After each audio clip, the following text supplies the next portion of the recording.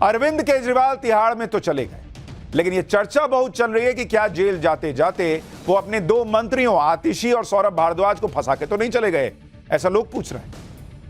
इस बात की चर्चा इसलिए हो रही है क्योंकि केजरीवाल ने शराब घोटाले के एक बड़े आरोपी विजय नायर के आतिशी और सौरभ भारद्वाज से कनेक्शन को जोड़ दिया और अपना पल्ला झाड़ लिया, ऐसा लगा।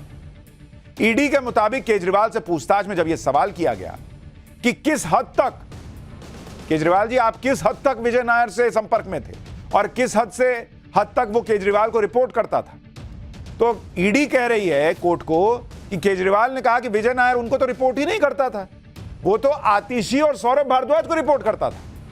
अरविंद केजरीवाल ने यह भी दावा किया कि विजय नायर से उनका इंटरैक्शन या बातचीत बहुत सीमित थी, मतलब ज्यादा उससे टच में नहीं था, मैं आतिशी और सौरभ को रिपोर्ट करता था। ले, अब इसी बात को लेकर सवाल उठने लगे कि क्या केजरीवाल ने यह बात कहकर अपने 2 मंत्रियों आतिशी और सौरभ भारद्वाज को फंसा दिया क्या?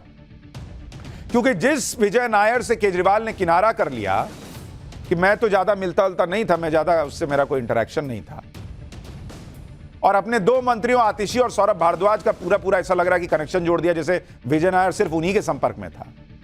वो विजय नायर कोई मामूली आदमी नहीं है इस शराब घोटाले के आरोपों के मामले में। विजय नायर आम आदमी पार्टी का मीडिया एंड कम्युनिकेशन हेड था, आम आदमी पार्टी का, केजरीवाल सरकार का नहीं, आम आदमी पार्टी का मीडिया एंड कम्युनिकेशन हेड था। विजय नायर शराब घोटाले के सबसे अहम किरदारों में से एक है। ईडी के मुताबिक विजय नायर शराब घोटाले में केजरीवाल और साउथ लॉबी के बीच मिडिलमैन था, बिचौलिया। ईडी का आरोप है कि केजरीवाल ने विजय नायर के जरिए ही शराब घोटाले की रिश्वत ली। अब ऐसा आदमी जिसके बारे में कहा जा रहा है कि वो केजरीवाल और उनकी सरकार और साउथ लॉबी के बीच में पूरा काम कर रहा था, जिसके कंधे पर है कि उसने पूरा पैसा वैसा लिया, यह आरोप ईडी लगाती है, उसके लिए केजरीवाल ने कह दिया कि मैं ज्यादा नहीं जानता था, वो सौरभ और आतिशी को रिपोर्ट करता था। तो लोग पूछने लगे कि ला अब तो अगला नंबर आतिशी या सौरभ भारद्वाज का है क्या गिरफ्तार होने का? केजरीवाल ने विजय नायर को लेकर जो बातें कही हैं और उसका आतिशी और सौरभ से जो कनेक्शन जोड़ा जा रहा है, उस पर आम आदमी पार्टी का दावा है कि जब विजय नायर को हिरासत में लिया गया था तब उसने भी कहा था कि वो सीएम केजरीवाल को रिपोर्ट नहीं करता। इसलिए आज इस बात को उठाने का क्या मतलब है कि केजरीवाल ने विजय नायर से किनारा कर लिया? विजय नायर ने जांच में बताया था कि वो आतिशी और सौरभ भारद्वाज को रिपोर्ट करता है। आम आदमी पार्टी का आरोप है कि यह बयान इसलिए आया क्योंकि ईडी आतिशी और सौरभ भारद्वाज को फंसाना चाहती है। आम आदमी पार्टी ने आरोप लगाया कि बीजेपी को लग गया है कि सिर्फ केजरीवाल को जेल भेजने से काम नहीं होगा, दूसरे नेताओं को भी जेल भेजना होगा। एक बार सुनिए आम आदमी पार्टी ने इस पर क्या कहा है, फिर आपको बताऊंगा कि कैसे विजय नायर को लेकर केजरीवाल के बयान ने आम आदमी पार्टी को ही फंसा दिया है। जब विजय नायर जी को हिरासत में लिया गया था तब उन्होंने ये बात कही थी। 1.5 साल पहले उन्होंने यही बात करी थी कि मैं मुख्यमंत्री को रिपोर्ट नहीं करता, मैं जो भी अपना काम करता हूं उसमें मेरा रिपोर्टिंग आतिशी और सौरभ से है। अब आज आप 1.5 साल बाद जब आपको कुछ नहीं मिला तो ईडी ने सवाल पैदा होता है कि आज 1.5 साल बाद जो बयान लिखित में ईडी के पास खुद है वो 1.5 साल बाद क्यों उठा रहा है? और अब मैं ये दावे के साथ कहता हूं, इन दोनों हमारे वरिष्ठ नेताओं का नाम जो दिल्ली में भी मंत्री हैं, आतिशी और सौरभ भारद्वाज, उनका नाम इसीलिए गया है क्योंकि अब भाजपा को समझ में आ गया कि अरे भाई एक अरविंद केजरीवाल को जेल में डालने से ये पार्टी बंद नहीं होगी, अब एक काम करो 2-3 और नेताओं की तैयारी करना शुरू करो, तभी इनका नाम आज आया है। ये नाम तो पहले से ही इनके बयानों में दर्ज था। भाई इनका नाम पहले से बयानों में दर्ज था, लेकिन अगर केजरीवाल भी वही बात कह रहे हैं तो ईडी कोर्ट में क्या कहे? ना बताए कि केजरीवाल कह रहे हैं कि विजय नायर तो आतिशी और सौरभ भारद्वाज को रिपोर्ट करता था, और वो रिपोर्ट किसी को भी करे, जो आदमी इस पूरे मामले में मुख्य सूत्रधार बताया जा रहा है, बिचौलिया बताया जा रहा है, उसके लिए केजरीवाल ने यह कह दिया कि मेरा इससे ज्यादा कनेक्शन नहीं था। यह बात बड़ी इंपॉर्टेंट है। आज पूरी आम आदमी पार्टी इस बात पर जोर लगा रही है कि केजरीवाल ने विजय नायर पर जो बात कही वो सही है और केजरीवाल का विजय नायर से कोई ज्यादा लेना देना नहीं था। लेकिन आपको कुछ तस्वीरें दिखाता हूं। यह तस्वीर देखिए, इसमें केजरीवाल और विजय नायर दोनों साथ में दिख रहे हैं। एक व्यक्ति केजरीवाल और विजय नायर दोनों के कंधे पर हाथ रख के खड़ा है।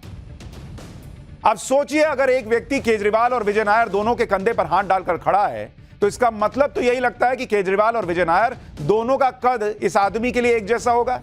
भाई जो आदमी इतना पावरफुल है कि वो केजरीवाल के कंधे पे हाथ रख दे रहा है, वो बगल में विजय नायर के कंधे पे हाथ रख के फोटो खिंचा रहा है, तो विजय नायर का कद भी तो कुछ होगा। इससे विजय नायर की साफ साफ अहमियत दिख रही है। यानी विजय नायर कोई ऐसा व्यक्ति नहीं था जिसे केजरीवाल जानते पहचानते ना हो, आते जाते मिल लिए हो वाला हिसाब। फिर केजरीवाल की नजरों में विजय नायर की कोई अहमियत ना हो, यह कैसे हो सकता है? और सुनिए, विजय नायर का रुतबा कैसा था वो भी आपको दिखाता हूं। विजय नायर का रुतबा ऐसा था कि वो दिल्ली में सीएम आवास के पीछे बने सीएम ऑफिस में काम करता था, जबकि वो पार्टी का मीडिया कम्युनिकेशन हेड था। दिल्ली सरकार का मीडिया कम्युनिकेशन हेड नहीं था, आम आदमी पार्टी का कम्युनिकेशन हेड था। उसका सीएम कैंप ऑफिस में बैठ के काम करता था। भाई खुद अपने बयान में बोला है कि मैं वहां से काम करता था। और देखिए केजरीवाल का घर देखिए और बगल में सीएम कैंप ऑफिस देखिए। मतलब इतना पास है कि केजरीवाल जी शीश महल के बैल्कनी से चिल्लाएंगे ए विजय, तो विजय को सुनाई दे जाए, इतना पास। अब जो आदमी मुख्यमंत्री के बहुत करीबी नहीं है, मुख्यमंत्री कह रहे हैं कि मेरा इससे ज्यादा लेना देना नहीं था, वो सीएम कैंप ऑफिस में बैठ के क्यों काम कर रहा था बॉस? ये सवाल नहीं उठेगा। केजरीवाल के सीएम आवास और कैंप ऑफिस दोनों अगल बगल हैं। यानी केजरीवाल अपने बंगले से अगर जाएं तो मुश्किल से मतलब चलते हुए पहुंच जाएं, ऐसा हाल है। विजय नायर से अब केजरीवाल और उनकी पार्टी के नेता किनारा करने में जुटे हैं। लेकिन विजय नायर वो व्यक्ति था जिसकी सीएम तक डायरेक्ट पहुंच थी। वो ऐसे बंगले में रहता था जो बंगला कैबिनेट मंत्री को अलॉट हुआ था।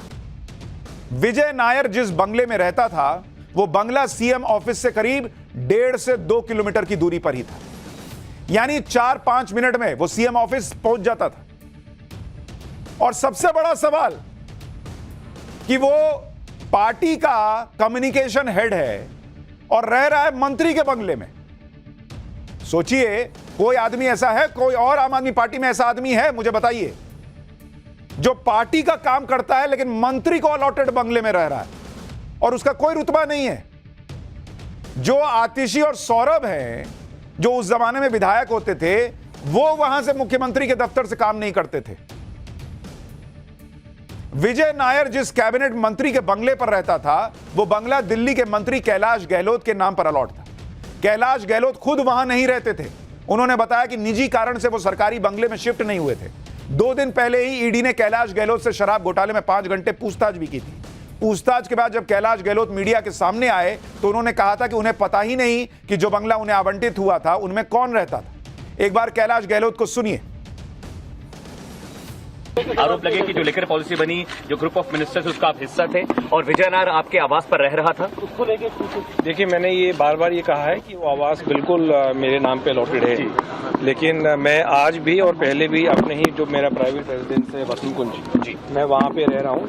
मेरे जो बच्चे हैं वो क्योंकि मेरा जो घर वसंतकुंज में है वो डीपीएस के बिल्कुल सामने है और मेरी वाइफ ने और बच्चों ने वहाँ से शिफ्ट करने के लिए मना कर दिया था। तो इसलिए ना मैं कभी जो सिविल लाइन में जो बंगलो है मेरे नाम पे जो अलॉटेड है, ना मैंने कभी वहाँ शिफ्ट किया और ना मैं कभी रहा वहाँ पर। और विजय नायर वहाँ रह रहे थे, ये भी मैंने स्टेटमेंट दिया सीबीआई में जब बुलाया था, तब भी ये स्टेटमेंट था और आज भी मेरा ये स्टेटमेंट था कि विजय नायर वहाँ रह रहे हैं या नहीं रह रहे हैं, इसके बारे में मुझे कोई सूचना नहीं। हालांकि आप खुद सोचिए कि विजय नायर कैलाश गहलोत को मिले बंगले में रहता था। कैलाश गहलोत को बंगला नहीं चाहिए था, मंत्री का बंगला, कोई छोटा मोटा बंगला नहीं होता, मंत्री का बंगला नहीं चाहिए था तो किसी भी विजय नायर को मिल जाएगा जो पार्टी में कम्युनिकेशन हेड है। सोचिए उस आदमी की क्या इंपॉर्टेंस रही होगी। केजरीवाल जी के घर के 1.5 किलोमीटर के दायरे में रह रहा है और सीएम कैंप ऑफिस से काम कर रहा है। और आज केजरीवाल जी कह रहे हैं कि मेरा जाना ज्यादा लेना देना नहीं था, आतिशी और सौरभ को रिपोर्ट करता था।